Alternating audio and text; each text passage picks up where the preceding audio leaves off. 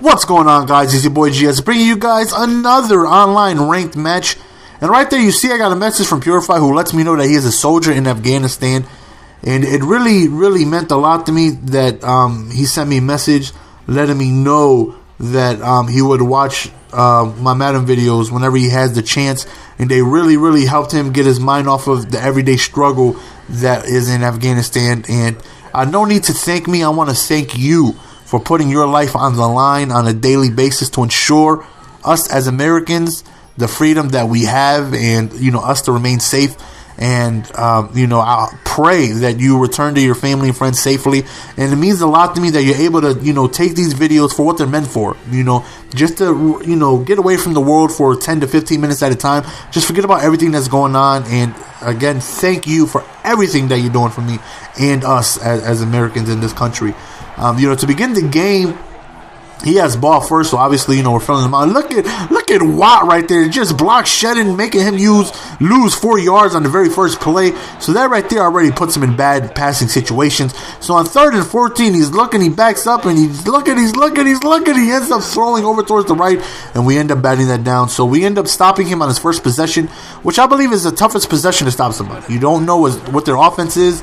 You don't know how they like to construct their offense. You don't know if they like to run, if they like to pass, where they like to pass, doing things like that. So, us being able to get 4 down stops is great, and then we give it to Arian Foster. That man is a beast. Allow me to tell you, after this game, I feel like Arian Foster is the best running back in this game. Now, I know you guys may be like, what about Adrian Peterson? Adrian Peterson is a beast. He's faster, he's stronger, he's more agile, he's more elusive. I know all that. But look at this user pick. Don't test the user. He's so disrespectful. Somebody, please send this man a link to my channel. Let him know. Do not throw the ball my way. You gotta look at the things that Arian Foster does in this game. It's absolutely just incredible. You'll see. Just watch the game and look at what he does. After this game, I literally, I put the controller down, I put my head down, I was like, yo, that dude's the truth. I think he's the best running back in the game. If you guys disagree, maybe you haven't played with Arian Foster lately. That dude is a beast. But we're up 14-0 now. He's starting to, run. And this is, I'll give him credit. This is the type of opponent where I feel like I don't go against too often. He's the type of opponent who, no matter what the score is, he's going to continue running the ball. He's not going to, automatically go 4 or 5 receiver sessions, just start throwing the ball like crazy just because he's losing.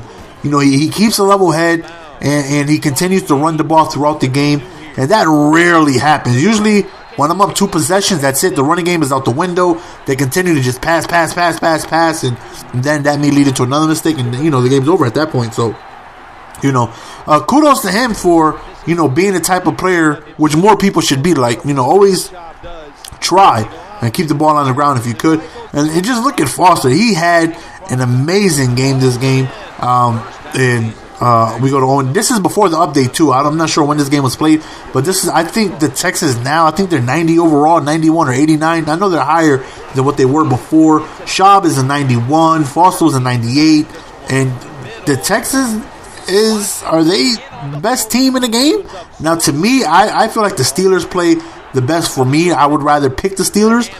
But if somebody, I don't know, man, the Texans might be the best team in the game. I mean, they got Joseph, who's just a shutdown machine. They got Watt, who's the block shedding. If they kept Mario Williams, if Mario Williams was on the opposite side of Watt, could you imagine the destructibility that they would be causing? I know Mario Williams got to have his head down like, it's not a me, it's not a Mario. If he stayed over here in Texas, they would have been the best team in the NFL, the best team in the game. The way their defense is playing now, I think they would have been the best team in the game. And by Madden, just to have Mario Williams and Watt on the opposite ends of each other, it would have been a whole lot. Mario Williams is 95, Watt's 97. That would have been deadly, man, if they would have kept Mario Williams. But even without him, the team is just absolutely great. Playing with them, I have the same feel as the Ravens, the Steelers. Their defense is just so good that I'm just picking regular cover ones or whatever. You just see the defense make plays. You're seeing block sheds from the line. You're seeing linebackers, stop the run in the gap. You're seeing cornerbacks playing tight man-to-man defense. And, these are the type of teams that I enjoy playing with because they give me a defensive edge. Somebody like me who's such an offensive genius is really horrible on defense. So, being able to play with a team like this where they do everything for me, it makes it easier for me to go ahead and be able to win games, And a lot of the times, it's not easy to beat a tough Madden player with a really good team, if you're good, you can win with any team. I've gotten wins with the Browns and the Colts and all these. I mean, the Colts aren't bad, but before, when the year started, they were kind of bad.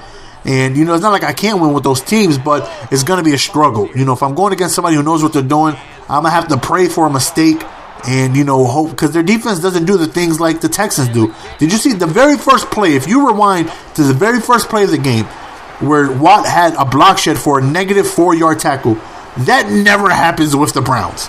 That rarely ever happens with the Titans and things like that. Having teams where they just do things like that manually definitely helps me defensively, and it makes it tougher to beat me when I have a defense just shutting everything down for me.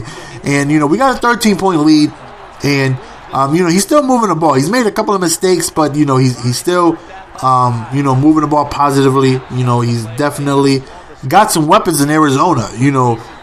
Heap is good. They have man, Larry Fitzgerald's an absolute monster, man. That dude catches everything. That dude is absolute monster. And when I play with the Cardinals, it's so tough not to just throw him the ball at all times, man. Same thing with the Texans, man. It's like I want to run the ball, but I also want to pass to Andre Johnson every single time. Right there, he hits me with a beautiful precision pass towards the right. He ends up scoring a touchdown over the middle with Larry Fitzgerald. So that right there makes it a one-possession game. I do get ball back at halftime, so that right there helps. And we don't have much time, but we got 3 timeouts. We can see if we can make something happen right here. We go to the screenplay, and we run out of bounds to go ahead and save ourselves a timeout. So 14 seconds left. We want to get in at least field goal range. Oh, Schaub, you had him. He was open. He was open. You can't get no more butt booty hole naked than that. And Schaub missed him. Excuse me. That right there would have been short a field goal right there, but then we just end up forcing a pass right there, and we end up getting picked off. And he ends up doing a Hail Mary, but he doesn't get anything to end the half. So, we're up 7 points.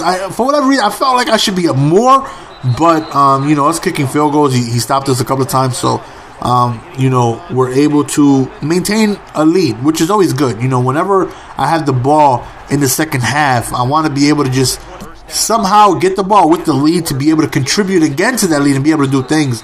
And just look at Arian Foster. 6 rushes, 125 yards. The dude falls forward. He's quick. He's fast. He's such a big back that I don't know, man. He's just an incredible rusher. If you guys haven't played with the Texans lately, play with them and just run the ball. 3rd and 17, just run the ball. Arian Foster is somehow going to trip over that first down mark. I don't know what it is. I think one time in practice mode, I made it to like a 4th and 78 on, whatever yard line, and he got tackled, and he just kept stumbling forward until he got the first down. The dude is just an absolute monster, man, and again, it's really, really not the tough one. He's got an interception right there. It's really, really kind of tough not to want to pass the ball. But the way Foster was playing this game, it made it easy to go ahead and just give him the ball, man. This is, I think, the best running game that I've had this year. So effective.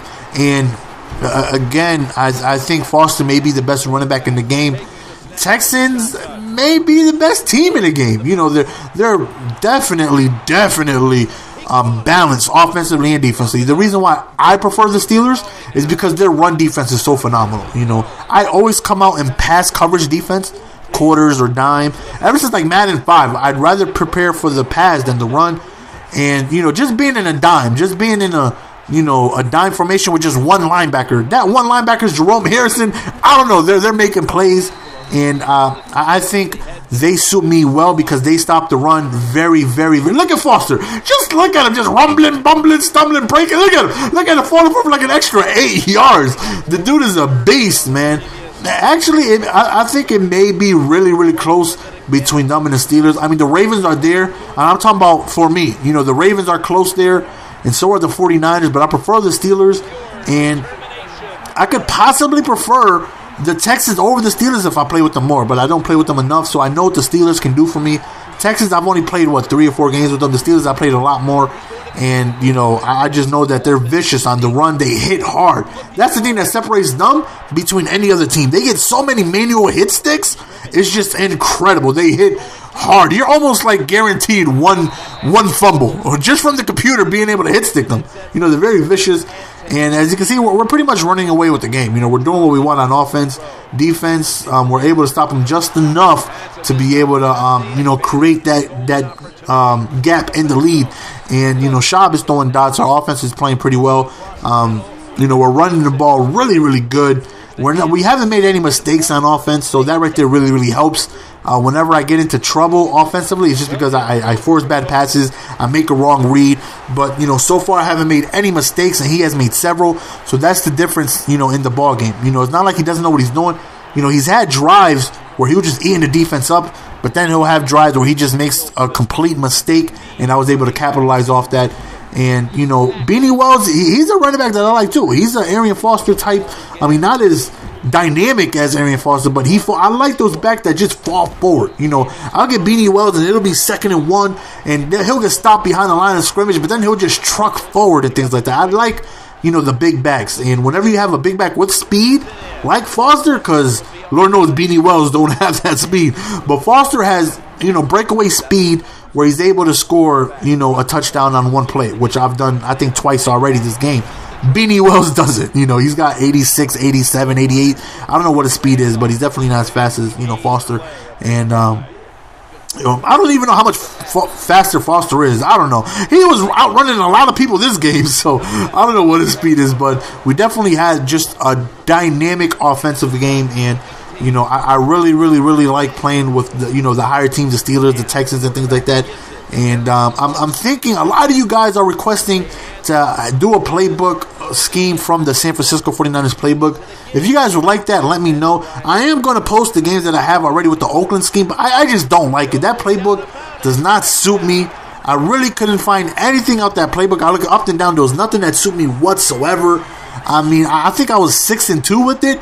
But, I mean, that was just doing cheesiness. I mean, you'll see it when I play it. You're just going to be like, well, that's just pure cheese. That's garbage. But, I mean, it was working, but I just don't like playing that style of football, you know. And a lot of you guys were saying, you know, the 49ers playbook is really good. So I'm thinking about doing that. You know, if you guys would like that, let me know. Or is there, I know before that, a lot of you guys were like, the Panthers. Do the Panthers. So I might do the Panthers. I might do the 49ers, I mean, whichever one you guys prefer. You guys preferred Oakland, and none of you guys say, hey, do Oakland. It's such a great book. You guys let me know. Do Oakland. Nobody does Oakland. It's not that good of a book. Can you find something in there? The answer is no. I could not. I do not like that playbook whatsoever. There was nothing in there, excuse me, that suited me as an offensive player. They didn't have any good running formations that I liked. They didn't have any good passing formations that I liked. So I basically did single back bunch, single back ace, which is, you guys don't know, 2 tight ends, 2 wide receivers, 1 running back, and it was just streak cheese. You know, I'm just cheesing via streaks because I really couldn't find anything in that playbook that I liked that fit me as an offensive player. And I know some of you guys might be like, well, I'm 97-3 with the Oakland playbook. I've been winning with the Oakland playbook since 1994. You know, but that's just not me. I do not like that playbook. So I'm thinking either 49ers or Panthers. You know, whichever one you guys prefer, you know, go ahead and let me know, and I'll gladly do that for you guys. So this right here is the end of the game. And I end up calling a timeout. I did a dirtbag move, I'll be honest. Oh, we got an alarm going on. Why is my alarm going off at 151? You see, that lets you know I work overnights. That's my 151 alarm where I come home at 9 a.m. I want to sleep. And I don't want to sleep too long. You know, I want to wake up around 2. That way I can spend time with my family, you know, work on, you know, the videos and things like that and have all that stuff going. Right here, we try a 5-receiver set, and that's why I never did the 5-receiver set. I got picked off. But that's the end of the game, guys. I hope you guys enjoyed it. Follow me on Twitter if you guys don't already. Subscribe to my new channel if you guys haven't already. Also, like the video if you were entertained. Leave it on your favorites in case you want to watch it again. And, you know, that's it. Again, thank you, Purify, for everything you are doing out there in Afghanistan. And, you know, in the future, wherever they send you, thank you for your daily duties protecting us as Americans. It truly means a lot to me, and I love you for that. Thank you very much. And every other soldier who's out there, I love each and every single one of you guys. Thank you very much. And that's it, man. I'm out. Peace. Give it to me, baby.